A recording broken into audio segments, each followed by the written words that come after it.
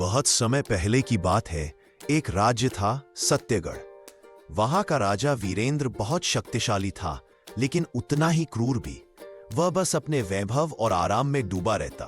प्रजा की परेशानियां उसे नहीं दिखती थी। उसी राज्य के एक सुदूर गांव में रहता था एक गरीब किसान रघु।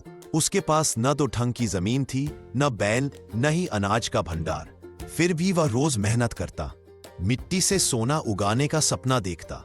लेकिन राजा के सिपाही हर महीने कर लेने आते।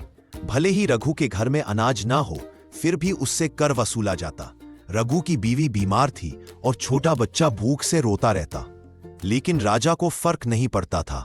एक दिन रघु की जमीन पर राजा का एक मंत्री आया और बोला, राजा ने ये जमीन अपने शिकार के लिए ले ली है, अब से यह राजकीय संपत्ति है। रघु फूट फूट कर रोने लगा, पर उसकी सुनवाई नहीं हुई। अब उसके पास कुछ भी नहीं बचा। पर तभी एक संत गांव में आए।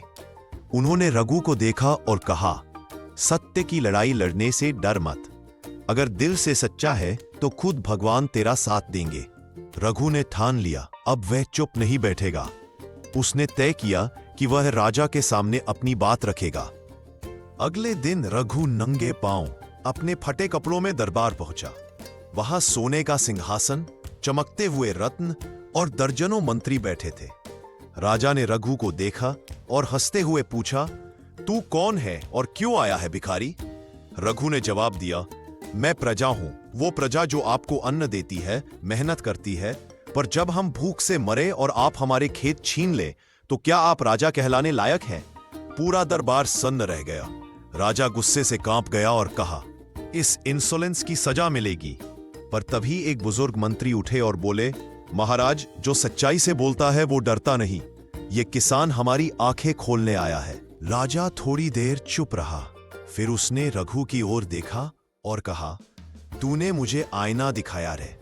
शायद मैं राजा तो हूं, लेकिन न्याय भूल गया था।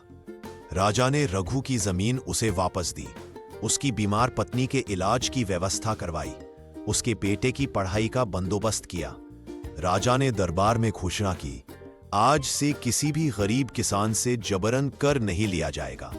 हर व्यक्ति को जीने का अधिकार है।